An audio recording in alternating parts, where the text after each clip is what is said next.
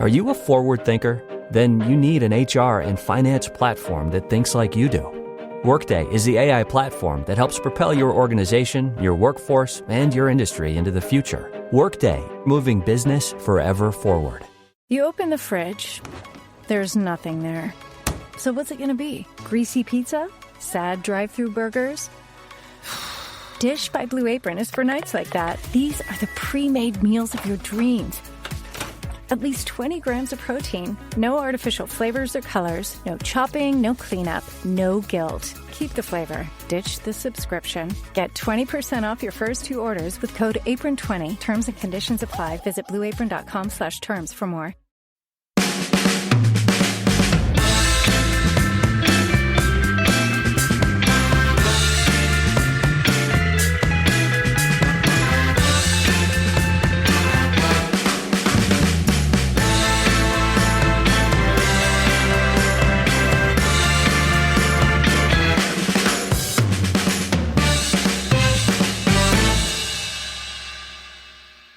Welcome, no question about that. We are talking about the worst team in the history of Manchester United with Daniel. How's it going? Oh, brilliant! Top So stuff. it's an honour to watch them. It really is. I mean, it may be a little bit hyperbolic of Ruben Amorim. He maybe hadn't seen the sides of the 70s and 80s. Also, I mean, he probably didn't. I agree, but I've been working on snooker since then, so I haven't actually seen the context of this. Was he saying it? I'm guessing he wasn't saying it in order to publicly shame his players, but more as a state of affairs and partially taking responsibility. Is that what it was? Yeah, exactly. And he said, "We keep losing at home. It's unacceptable," as well in the same quote. So, yeah, it was very much in that context. All right, we'll get on to the game against Brighton. First mention for Dennis Law. There were tributes at Old Trafford today. He passed away yesterday. And Old Trafford being Old Trafford, they didn't plump for a microphone, so you couldn't hear the bagpipes as they came out, but they were played, and there were some tributes and a moment of silence and a moment of applause for Dennis Law, who'd been ill for some time. I had certainly heard that he was near the end. What can we say about Dennis? You met him.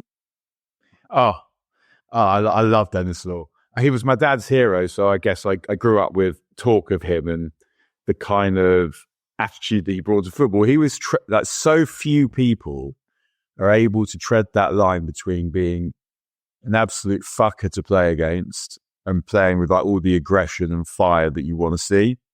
A total gentleman and mensch in the eyes of every single person. Yeah. Nonetheless, I think the best story of that is when Dennis, I play in Arsenal. I think it's Ian Storey-Moore is kicking him. Not Ian Storey-Moore, Ian York is kicking him. And they get into a scrap. They both get sent off, and then they go fishing together while the game's still going on. And he's just got an infectious personality, Dennis. I mean, when I met him, we were making Busby, and that was 2017, so maybe I can't remember now. And probably a bit later than that, but you could tell that we interviewed obviously quite a lot of people who were getting on in years for that film, and you couldn't see it in some people that the light was still there, but he couldn't quite find all the things that he wanted to when he was searching. But he was still a total gentleman, and I've been lucky enough to interview some good people and do some fun stuff in the course of work. But getting to meet Dennis Law was by far the highlight, because of just everything that he represents, but also who he actually was. Like that real combination of two things. Most heroes disgrace themselves in some way or another. That applies to all the United heroes, more or less. And Dennis Law was able to play in a City team that were trying to relegate United, score in that game, and remain uniformly loved. Despite that. That is, yeah. Yeah. And absolutely, scored with that back heel. It wasn't the goal that relegated United necessarily, because there were a couple of games left, but he remained a hero at United despite that. And like an absolute legend of the club, 240-something goals for the club. The only man with 2 statues at Old Trafford, famously. the Trinity and the other one. And yeah, rightly beloved by everyone. The last of the Trinity to go. End of an era. Yeah, I mean, he was also kind of the player who almost in a way was signified the end of the post-Munich period. Because when he arrived, United started to get good again, really. And there was still a couple of dodgy years when he was there. But then they win the cup in 63, and he says that was the beginning of the start to the sunlit uplands, he called it. Yeah. He was a little guy, Dennis, and he was little when he was younger and had glasses. And I think his mum basically just told him if people kicked him to kick them back harder. And he took that attitude onto the pitch with him. And he's one of those players, like, he wasn't good at keepy-uppy or that kind of thing, but he was electric in the box, just ridiculous reaction speed, ridiculously live, athletic, and a brilliant finisher and brilliantly calm under pressure. And his goal-scoring numbers are ridiculous. He scored in the 63 cup final and missed the 68 cup final through injury. Of course, Brian Kidd played in that one, 18 years old. There's good footage of him watching it in hospital. Yeah, extraordinary career and life, and seems to have not besmirched himself afterwards as well, which was jolly good of him. Very decent thing to do. And he was sort of, in his way, the bridge between Bobby and George, in that Bobby was very old school, like war, and then you put Munich on top of that. Yeah. And on the other hand, you've got George, who's a pop star. He's just a totally different mindset and generation. And I think Dennis, they both liked, and he was kind of a bridge between the three of them. And he was everything a United player should be, everything. And there aren't many, if any, others I could say that about. Certainly not many, if any, in the current squad. That is for sure. Well, segue. I was going to say Dennis Law will be... Yeah, exactly. He spent many, many years after he retired coming to Old Trafford, of course. I mean, not necessarily officially part of the club, but doing many of the events. He's on telly before Rotterdam in 91, and he's got his coat over his shoulders, which is a look that you have to be immense to be able to pull off. And I can't remember if it's there or when they win the cup that he basically foretells United's immediate future and says, like, this is the start, like, get ready. But yeah, he might have got into this team until quite recently. I think so. Yeah, probably just about. Yeah. Yeah, he enjoyed Eric Cantona, of course, and it's coming up on the anniversary of Cantona Kung Fu kicking a Crystal Palace fan, and I'm sure Dennis probably enjoyed that one secretly. I was there, and as I have probably said before, and I very much enjoyed that whole affair, and I'm still enjoying it to this day, actually. But I wish one of these fuckers would kung fu kick someone, or maybe one of the fans should kung fu kick one of the players to sort them out and might give them a bit of life. I did see after United scored the other day, Xerxes ran into the crowd, grabbed his crotch and vigorously wangled it up and down. I was like, yeah, I don't know whether I would necessarily do that, but that was his natural reaction. Not much of that today. No, I guess there were about 15 minutes around the goal where it wasn't dreadful, and the rest of it was dreadful. Truly. And yeah, the ref, Banks, gave the pen, but he took absolutely forever to give the most obvious penalty you could get. And as far as my understanding of the laws go, that if you're not making any effort to play the ball and it's reckless, it's also a red card. And I'm not, obviously that's not why we're shit. That's not why we lost. We always say this, but that is a red card. And you and it's really clear. Who has one of the most Mancunian names ever, Yakubo Minter. He's been booked and he hoofs the ball away. Again, I don't need people to be stopped playing for that. I'd be happy for it not to be in the laws, but it is. Yeah. I don't see how you can know what they are and not act in both of those, because it's really quite they're not, for me, grey areas. It's not what happened now. I don't understand what happened. It's really obvious what happened there, and you've just totally aired it. Yeah, he completely ignored it. So Minty whacking the ball away, he sort of pointed the eye player and like pretended that he was passing it back to him or something like that. A little bit, Right, 'cause a little he bit odd. knew. I was like, yeah, Well, yeah, he knew, didn't he? He knew.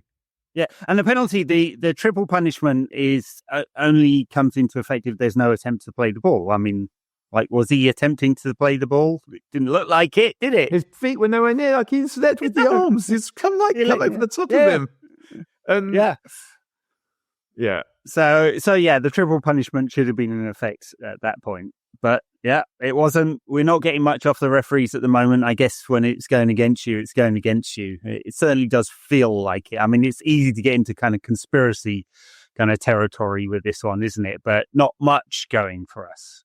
No, but I mean, when you're crap, you rely on decisions to go for you to have success, I think. And you have to always think that any success you have has to come in spite of refs because you never know what they're going to do. I thought, talking about the goal, that it came at a time when they were actually pressing not dreadfully, and that was the time when we looked like we might score and we were forcing turnovers high. Yeah. Thought Xerxes for a bit was like quite clean on the ball. But the difference, I thought, between him and him in midweek, apart from the fact that Southampton less good than Brighton, was that then he had two players with pace around him because Garnacho was playing. And then these fullbacks at wing back are killing me, man. No, I know. I think it's really affecting. I mean, Dalot is physical in that he gets around a lot. He might sometimes do something good, but he's not another attacker. It's very rare. Yeah, it's very rare. And Mazraoui, I just don't think suits this role at all. In fact, I think it's affecting his form. Like where he had a few excellent months as he came into the side, looked very composed, looked like a real footballer, and really could do with a few real footballers. And now playing at wing back, he can't get up and down. I think he's making mistakes at both ends now, especially defensively. I mean, he was one of two players to play Mitoma onside for Brighton's first goal. Dalot also just left his man. So right, well. I know, but that was one of your classics. Sort of not consecutive errors, more concurrent errors. Because also De Ligt goes charging out like the ox we know him to be, and when Ugarte is dealing with it, or maybe he doesn't deal with it, but it definitely you stay where you are, and so. Yeah, it was that they crafted that goal well, and we presented it to them with some absolutely brainless decisions. Yeah, I watched the replay a whole bunch of times. I'm like, how many of them made mistakes? I mean, Maguire didn't step up. Mazraoui didn't step up. Dalot points at Maguire. Was that the one? Is that Bruno? That one? Is that the one where Bruno plays them on? No. I'm thinking of the first Brighton goals. So the ball's played over the top, right, into the channel. And it's a simple ball over the top. And Dalot's with Minte. Minte's on the right-hand side of Brighton's attack at the time. He obviously goes down their left. And he looks at him and just leaves him. I don't know whether he thinks Harry Maguire's going to take him, but he just doesn't bother tracking him. And of course, he's the goal scorer in the end. So there's 3 of the 5, at least, have made a mistake in that one. I mean, it seems like the more defenders we play, the worse we get at defending. At the moment, it's pretty shocking. That was like, I mean, who's 2 of the Brighton goals? Because is it the second or the third Brighton goal? Well, the third one's their goalkeeper, but he's also Yoro lets him put a cross in, and maybe Yoro should let him put a cross in because if it hits him, it might go out for something. And if he knows there's no one there and the keeper's there, I guess that would be fine. But I can't accept very much more of his goalkeeper. We've seen more than enough. I mean, I knew when we got him that he wasn't a brilliant goalkeeper, but he did other stuff, and there's none of the other stuff, which is obviously not totally his fault. But it doesn't exist. It's not even like it's occasional. It's non-existent, and he isn't good. 10 errors leading to goals in his 2 years at United. 10. Dave, in 12 years at the club, 17 errors leading to goals. And I would bet, I didn't actually look at the breakdown, but I would bet they're quite heavily skewed to the first and the last 2 years of his time at the club. I mean, we've been Dave off, who's had an excellent season, by the way, at Fiorentina, to get the footballer. And we don't see the footballer. However, De Gea wasn't good for us towards the end either. No, So I mean, it's not like I have a problem with changing him out. It's just like who he got in is not the man. Clearly. Yeah. It's definitely, he's not good. And he's not even close to good. And he does sometimes make some good saves, but most competent goalkeepers do. But so few goalkeepers don't sometimes make good saves. I think Roy Carroll was one who never did. But mainly... Well, I mean, made a good save. There was like 6 yards behind the goal line. I remember that time. Yeah. The thing with Onana is, like, if you looked at his data earlier in the season, if you weren't looking at any of the games, just looked at the data, he had like 5 post-shot expected goals against over and above the average keeper, right? So it was outstanding. The problem is that the mistakes count for much more than the saves, like just much, much more. Yeah, we killed the game today. It killed the game, and it kills our confidence in him. I mean, the thing that keeps him in the side, of course, is that the reserve is a dodgy keeper as well. Like, and the shocking thing is that United's finances are so bad, and there's so little opportunity for moving players on that they want to move on. I mean, of the top 10 earners, I forget who pointed this out on Blue Sky the other day, but it's a really good point. Of the top 10 earners at United, only 3 play regularly, right? And so so you've got about £1 million a week of wage budget. It's just here it says it Rashford, is it Luke Shaw? Rashford, Luke Shaw, Casemiro don't play. Anthony might just scrape into the top 10. Mount for sure. Ericsson on a big wage as well. Yeah, there's loads of them. It's absolutely shocking. Oh, fuck you. And we may get rid of Anthony this week, who played 6 minutes of today's game. But it looks like it's going to be a loan with no obligation with a proportion of his wages. It'll save United about £2 million. So, what's the point of that? I don't know because... Would you not just keep him? I mean, I guess. I mean, it's marginal gains, right? It's £1 million worth of savings, but you're losing one of your players as a result. Yeah, I mean, you don't want it to be at the stage where you're relying on Anthony, but we're bringing him on, so we are. So presumably we're doing that because the option in the manager's mind is better to bring him on than whatever the alternative is, right? So why would we lose him if it's not a proper losing for him to go and shame himself somewhere else, play himself out of the transfer for him to then come back and us be stuck with him? Yeah, I don't think I'd be doing that. Well, it's minor wage savings. However much his coupon annoyed me. £16 million a year on the PSR cost. That's just the amortized transfer fee without his wages, right? So we're not going to, it doesn't look like Betis are paying a loan fee. I mean, I guess it will come out in the wash exactly what the deal is, but they're a mid-ranked Spanish side. All the money in Spain goes to Barca, Real Madrid, and a little bit to Atletico, who are some way behind.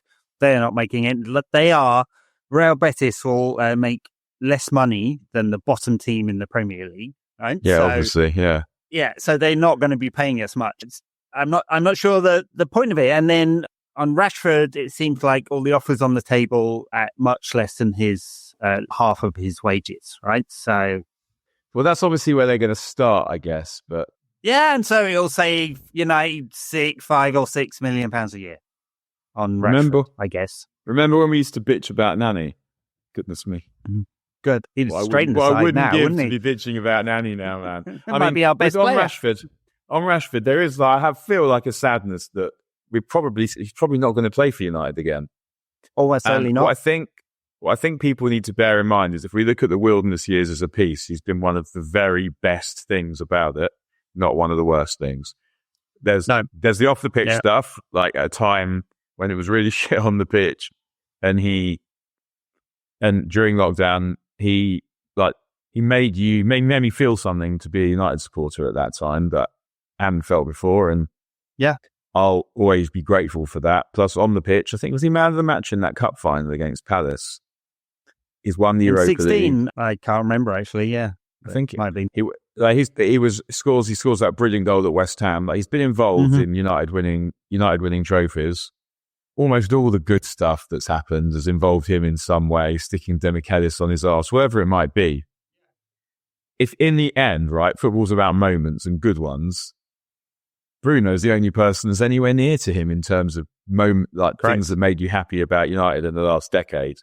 So when people are cutting him off, they should remember that, because they rarely do. Think about it without him. If we didn't have the good fortune to have him coming through our academy at this point, who would have been there instead? Like, it wasn't a calculated situation that got him to us. So hasn't worked out how we hoped it would. His fault, our fault. I'd prefer it if he wasn't leaving like this. I think it's time for him to leave. We're definitely missing him on the pitch. So all those competing things, but the main thing is, he's made it better, not worse. And don't lie to yourself just because you think you don't like him. Yeah, the narrative around him has been particularly toxic. And when I talk about him on this show, people don't seem to like it. I get an awful lot of comments and, let's say, feedback of the X-rated variety about it. But people are sending you nudes. No. No, please do if you want, send us, go for it. No, he seems to have polarized people in a way that I suspect is like significantly driven by both fan and traditional media, and the narrative around him got particularly toxic, and it's a real shame that seems to be the environment. I mean, there are certainly people who feel like that about Bruno as well. I had one strange person sent a comment saying Bruno wouldn't get into peak Barcelona, so we need to bin him off. I'm like, what? I'm struggling to work out the logic. We've got so few quality players, and it appears we are doing our best to get rid of one of them. And there's hardly any left. Hardly any. I mean, we are in 12th for a reason, right? It's not by accident this season. And unfortunately, we have it's probably about the third biggest wage budget in the league. I mean, it's come down significantly over the last 3 years, and it'll presumably come down a lot more in the summer. And maybe that makes some room. I don't think it's going to make room for any big signings this winter. Who knows? Maybe they bring in a left wing back or something like that, but it's not going to fix his goal scoring. So problem, I've got some wing. It would definitely help if it was an attacking wing back, because we're missing an attacker, and we don't attack with numbers. So I've got some United average shots per 90 and XG when playing wingers at wing back versus fullbacks at wing back. So the winger there, 16.4 shots per 90 and an XG of 2.13. And with a fullback, it's 14.1 shots per 90 with an XG of 1.58. 6 out of 7 games where the fullback has played a wing back, United have conceded the first goal. I totally understand why he does it, because these are untrustworthy bunch of fuckers. So you want to give them safety in numbers. But we're so crap at scoring goals. And we're not so good at defending that we can compensate for that. We're winning 1-0. We'll probably score fewer goals this season than we did in the last 2. And that was 54 and 58 goals or whatever it was. Absolutely pathetic numbers.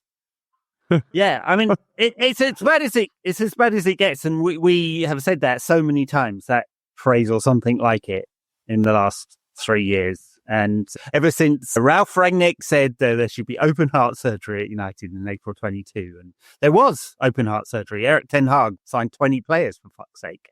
It's just they were mostly shit. It didn't take United forward. In fact, it took United backwards, probably, actually. I mean, the fullness of time and history will assess it. But, if you think about how Van Gaal did for the end of the last title-winning side, he broke it all apart and brought in players, and they were pretty shit, to be honest. All Van Gaal's players he brought in. I mean, Schweinsteiger pointed a lot. Schneiderlin was absolutely dreadful. There were a few others. Darmian, who hung around like a bad smell. Falcao. Yeah, 5 years past his peak and no legs left. I mean, he got quite good again afterwards. We just had him in that period when he was recovering from injury. He got quite good again. Was it from Monaco? And scored a few, yeah. I mean, he signs Rojo, never available, crap at toast. Unforgivable. But charged into the City dressing room with his top off, apparently. Van Gaal signed Herrera, and then who also was a million miles off good enough, but less hateful than some of the others at the time. Mm-hmm. So we were in some way tolerant of him. Blint. Herrera, who's playing with Cavani at the Bombonera. At Boca. Boca, Yeah. that's great. I mean, Herrera's someone I thought might make a good manager, actually. He seems a student of the game, doesn't he? I mean, he is. Yeah, good communicator as well. I mean, it's a decade of really bad decision making, and we're paying the piper. It's coming home to roost now. Unfortunately, our revenues are dropped. The commercial side is completely flat. The broadcast side is dropping and will drop again next season because we won't be in European competition, and we'll get a lower prize pool. We fortunately still box office enough to get all the facility fees from Sky, but City will probably make 50-60 million pounds more than us just from the Premier League alone, and an extra 100 million in Europe or something like that. Like, we're getting further and further away from the competition. We'll likely be overtaken maybe even by like fucking Arsenal in terms of revenues. Maybe not this year, but it could happen. Like, the club as a whole is slipping backwards. The quality on the pitch is dreadful. And you've got Amorim, who's been given the worst hand possible. But it's fair to ask the question whether he's doing the right things with it. Because, 10 defeats this season, he's losing half his games. It's not particularly good. There's not much of a new manager bounce, is it? Might even be the opposite of good. And then on top of that, you see Wolves get a new manager. And there's an impact. I mean, I guess Rude's been crap at Leicester, and you could just say maybe he's crap, but also the players are shit. So here we are. These players, it's not quite as straightforward as that. In a way, it doesn't matter how much of it is the manager's fault. He's learning. It's really easy to make excuses for him. He came into a mess. He's got this new system. He can't implement it. He doesn't have players for it. They've hired him to play this system, so he can't not play it now. The only system he's ever used that has earned him this job. So he's going to do it. He hasn't got time to inculcate it properly because there's no training. He's getting used to the Premier League. He's come mid-season. All of that. And it doesn't even matter because if he fails, then what? So yeah. I don't feel for me like there's a stage where it could get so bad I'd say sack this guy. I don't, because that's just let him work. I mean, I suppose if United got relegated, we might come down to that. But no, you're right. I mean, he's got a free hit as long as it's not total relegation this season. He's got that free hit. The problem is, because of what happened under Ten Hag and the £600 million that United spent, it takes 3 years to work that all out, unless you're going to take massive hits, or unless the Jim buy some Manchester United assets, which he really should do. I mean, it's okay. The Premier League said he's fine. He should buy Carrington for £300 million. Just do it himself. It's unfortunately he's not that kind of guy. He wants value, doesn't he? For his investments. Unfortunately, it's just going to take a long time to work this nonsense out. I wonder what he would value himself at. His contribution to running a football club. I'm not sure United fans would value it very highly right now, with good reason. So because he doesn't see a way out, this is why the club are doing awful cost cutting, letting players go on loan, freezing Rashford out. I'm sure that is a higher management decision as well as Amorim's, because if it was Amorim's, it's so bad on the pitch that you'd be like, well, might as well give this guy a go, right? But then he does. What's quite weird is he puts him on the bench against Newcastle and then doesn't again. Never does it again, yeah. Has he done the thing, or are they just trying to make sure he doesn't get injured, or what? Or force him out? Or, I mean... Yeah. Well, I guess the really interesting thing is in 11 days' time, when this window closes, if they haven't sorted out a deal that is acceptable to everyone, what then? He would be at the club and you'd have to use him or just let him sit on rock. Well, that's one of those things. The game of chicken, isn't it? Because the clubs that want him know that he has to get gone, but they also know that if they don't make it in some way worth United's while, why will they bother? Well, I would be thinking about the legal implications as well if they just refuse to pay him. I mean, they're obviously going to pay him. I mean, the old Webster ruling is not really in effect anymore because of the new deal with the European Union. But at that point, you could it was basically understood that you could buy your way out of a contract, which would be a lot cheaper than a fee, I guess. or maybe not anymore. I don't know. I mean, like destroying value at every turn here. So, but the point I was trying to make is there's really no options for Amorim to go and spend the kind of money that Ten Hag did. Like it's just not. It's not going to happen in the same way. Which is probably why we're hearing noises about them thinking about selling some of their saleable assets, because most of those top 10, I said, that aren't playing are on massive wages. There's no interest. Right? There appears to be no interest in Casemiro. Maybe from the MLS, we wouldn't get a fee there. It doesn't seem like Saudi are coming in for him. Mount is unsellable because he's just injured constantly. Luke Shaw is unsellable. Victor Lindelof out of contract in the summer, like unsellable.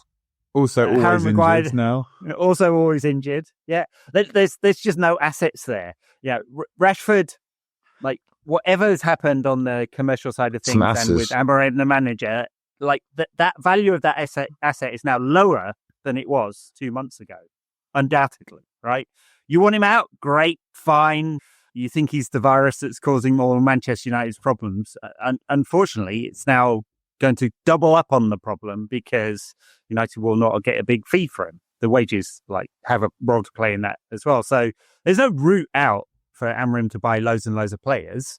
Really, the only route out is to buy younger, high potential players if you can get them at a reasonable fee. Because the other thing is no established Champions League playing player would come to United except for a premium in wages, and they've got to sort that out. Yeah, I feel sorry for the guy in a way because it's a real bind.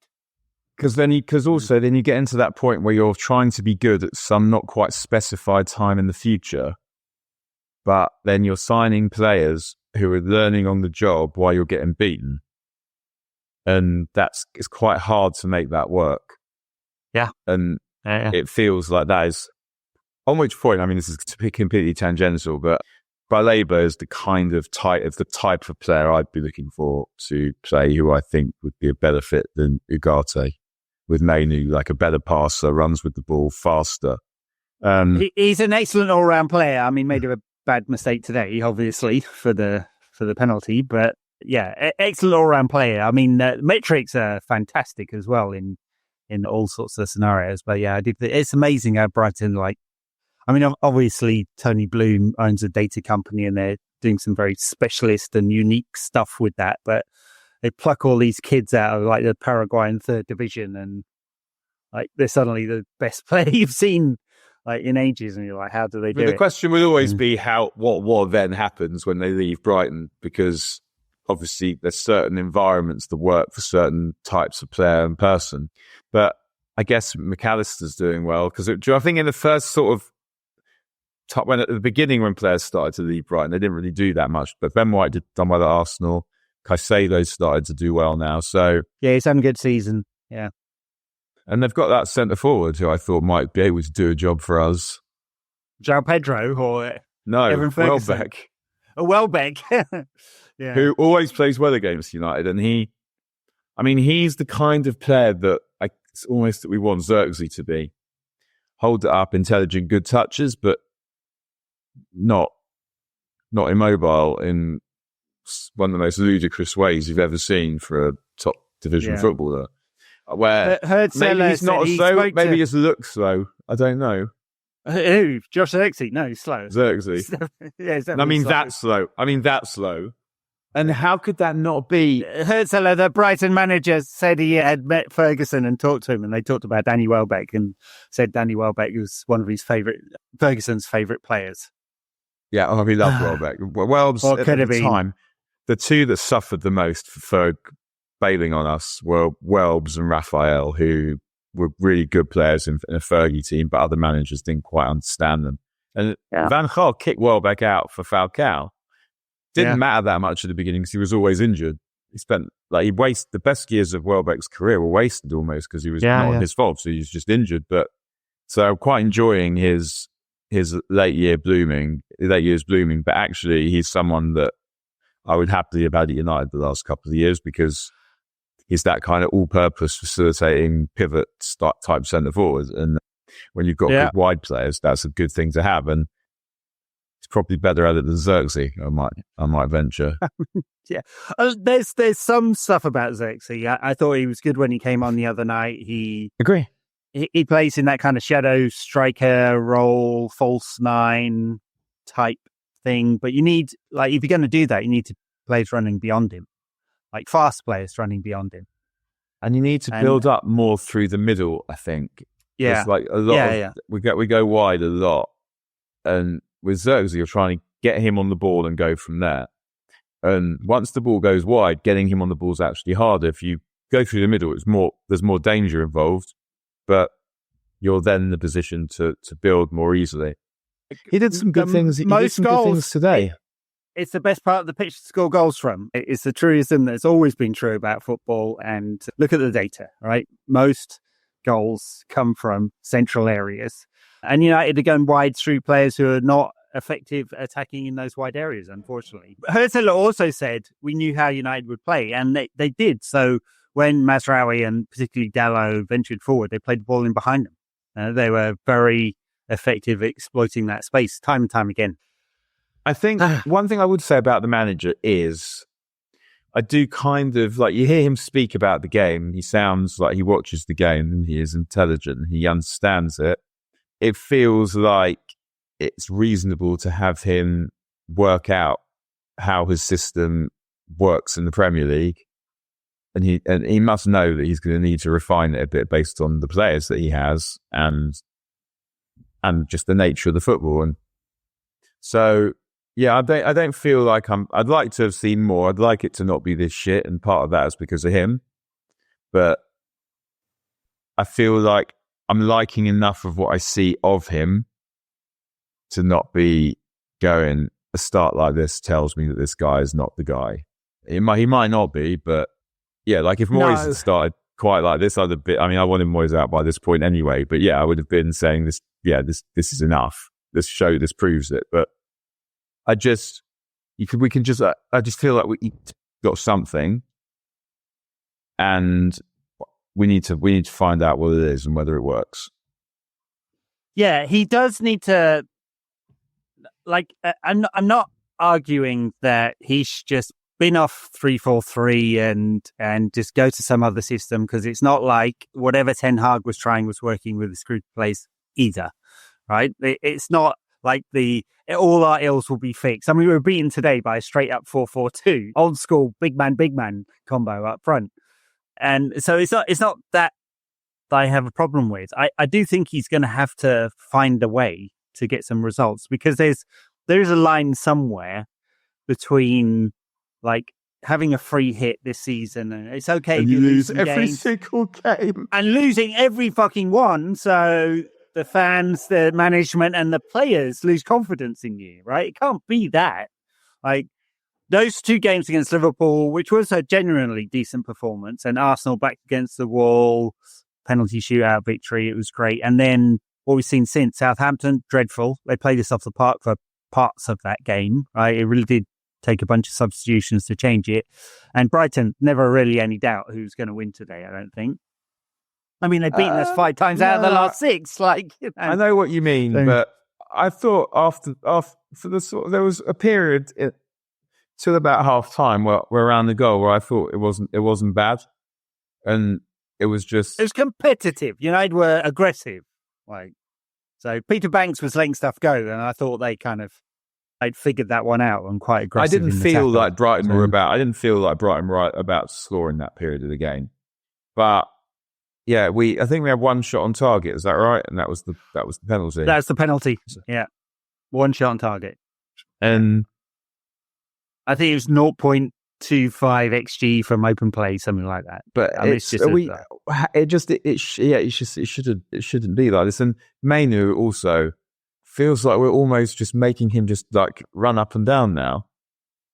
And we need to find the overloads. He's a player you want in combinations. You want the quick feet, you're going to pass, not the quick feet and then nothing.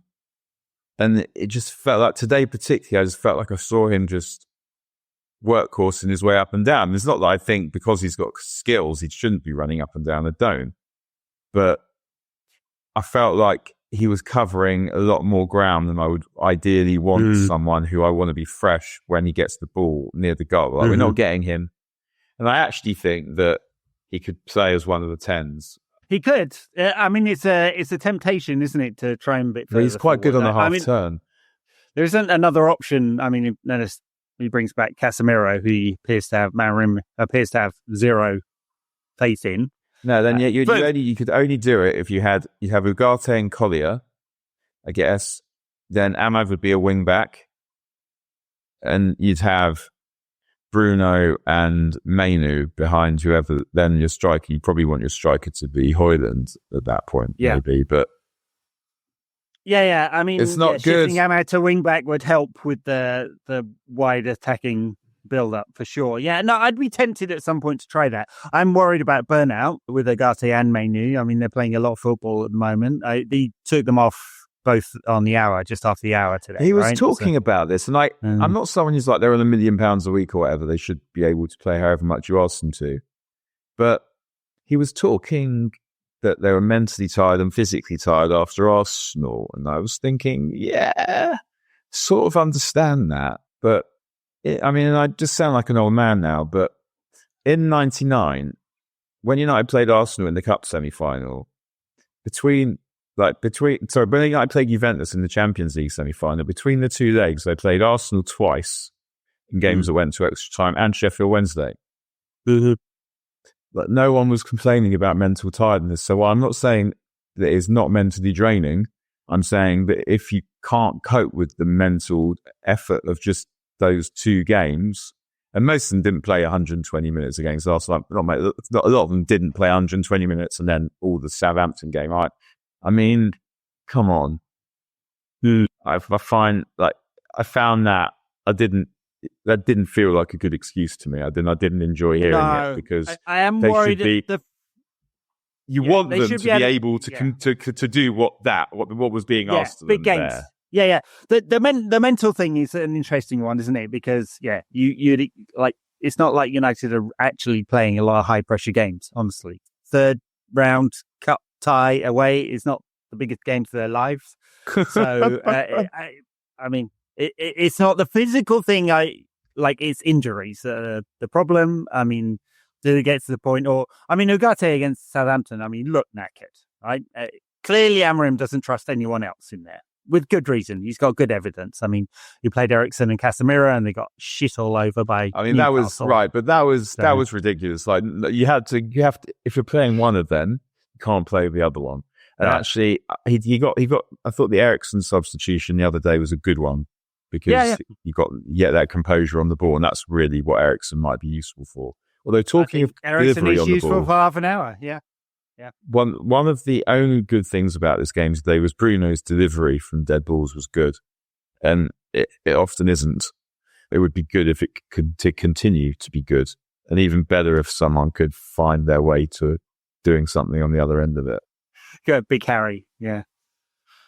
Oh God! Well, he does get that one chance that turns out to be offside and doesn't go for goal, heads it back across to someone else to fall over. I forget who it was.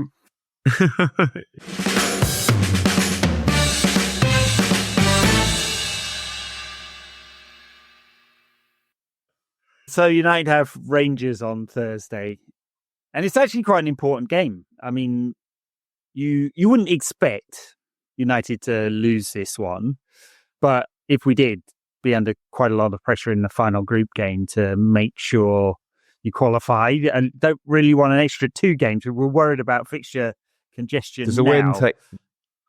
It's not just also worried about fixture congestion. It should give the manager time to do something. If you're not playing these games against these terrible teams, and I mean, if United don't get in the top 8, where are we now?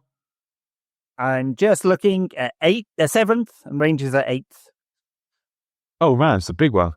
Tottenham just behind us. We'll see. Big Angie still in charge on Thursday. Oh my goodness! His interview even against Arsenal, where they could have been humiliated and they weren't. So I thought with 2-1, he might be a bit bullish. And it was really one of those interviews where it felt like all that this is missing is you saying it's like almost to Kevin Keegan, you're not capable of doing this. You're not going to do it. You're like, he's so close to it. I mean, he stares at his feet. It really felt like that. Now. Poor man seems broken.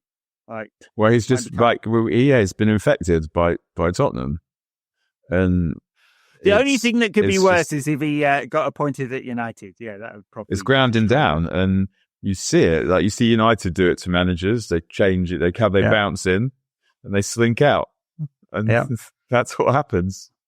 So anyway, United don't make that top 8, and look, Spurs, FCSB were playing the last day. Ajax, Real Sociedad, Bodo Glimt were decent-ish when we played them. So there's definitely a chance that we might not get enough points. We'd then get a 2-legged seeded playoff against some other absolute shite. There'd be like 19 games in February at that point. Yeah, it would not be good. So yes, not blowing this one against. I mean, and if how much Scottish football do you watch, Dan? I can't say I haven't seen. Any. I mean, I watch a bit, but I haven't had to watch any for work this season, so I guess I haven't watched much this season. Rangers aren't good though. That I know, but they'll come and they'll put it about, and we don't know how United might respond to that. They did destroy Fraserburgh in the Scottish Cup this weekend of the Highland League. So not to be sneezed at. Yeah. We should find a way past Rangers, really. But it feels like, we got to the point now with the strikers, haven't we, where you play one and then he's crap, and then you play the other one. They might have a few moments here and there. And it just goes, you're just cycling through them now with the strikers. I don't know. I assume that we will, stuff our way. We'll be stuffy and we'll get past Rangers, I would imagine. And the thing is if we can stay in this competition and we can stay in the FA Cup, then you just, you don't know with a bit more time to do some coaching and could be good by the end of the season. You never know. Just to get at least one proper player who might make a proper immediate difference would be very helpful. An attacking left wing back would make a big difference. Last time Rangers came to Manchester, like 900,000 of their fans turned up in the city centre and smashed up Piccadilly Gardens. So hopefully they behave themselves this time. But I'm sure there will be a good following. I went to university in Scotland, so I did go and see Rangers and Celtic. And I'm sorry to piss off any Rangers fans, but I always enjoyed Celtic Park a lot more. But there you go.